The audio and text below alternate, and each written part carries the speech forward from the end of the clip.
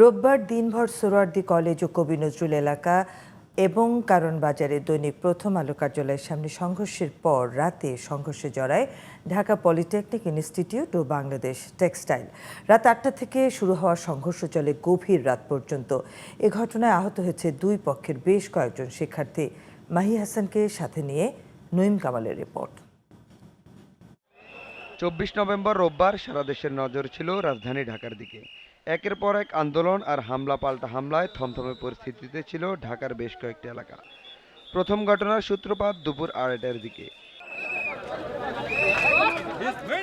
ভারতীয় আগ্রাসনের প্রতিবাদে দুপুরের প্রথম আলো কার্যালয়ের সামনে গরু জবাই কর্মসূচি করে বিক্ষোভকারীরা। তাদের অভিযোগ, প্রথম আলো ও ডেইলি স্টার ভারতের আগ্রাসনে সহায়তা করছে, ফলে তাদের তওবা করতেই এই জিয়াফত কর্মসূচি।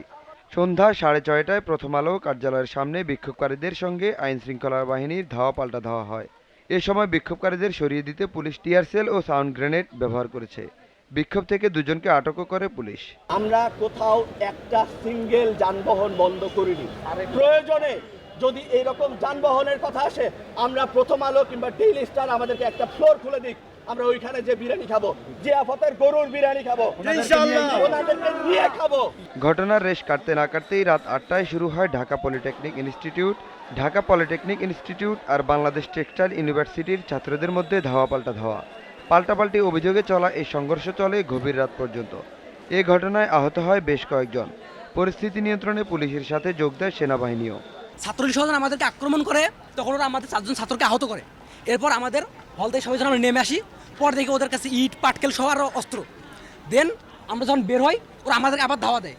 তারপর আমরা ধাওয়া দিয়ে ওদেরকে রেখে আসি। আমরা সবাই সবার মতো হলে শুয়ে আছি, ঠিকঠাক মতো সব ঠিক আছে। হঠাৎ করে 4জনকে এসে এভাবে মারার পরে আমরা হল থেকে নেমে এসে দেখি যে এরকম একদম 3 দিক থেকে অ্যাটাক করে, 4 দিক থেকে একদম আমাদেরকে ওরা কি করতেছিল, আজিজুলের সামনে আছে গাঁজা খাচ্ছিল আর কি।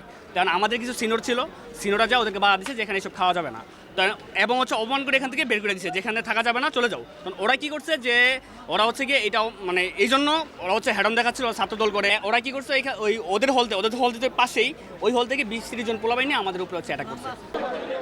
Naim Kamal, GTV news, Dhaka.